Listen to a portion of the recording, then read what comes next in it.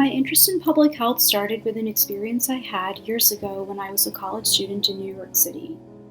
During an excruciatingly tense medical appointment, a primary care provider communicated to me his feelings of depression and offhandedly mentioned suicide.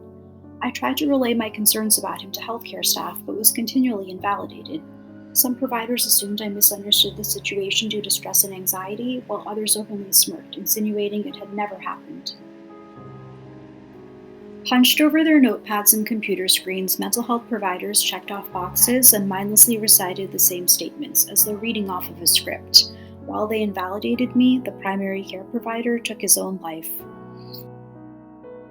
A year later, after a string of suicides at the university that made national news, I broke my silence and decided to write publicly about my experience in an op ed. My writing was met with resistance from the institution I criticized. Although they could not deny the allegations, I was prohibited from using the word epidemic to describe the suicide cluster that had taken place, and I had to keep my story anonymous. After intervention from the US Department of Health and Human Services, I finally received my medical records. I learned that I had been formally diagnosed as suicidal, with many corresponding diagnoses, none of which I had been informed of. So confident were these mental health professionals in their unfounded assertions about me that not one had attempted to investigate my concerns.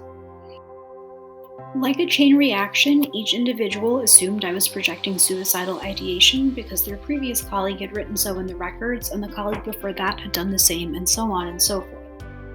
And so, an entire team of 30 board certified healthcare professionals sat idly by while their colleague went to his death.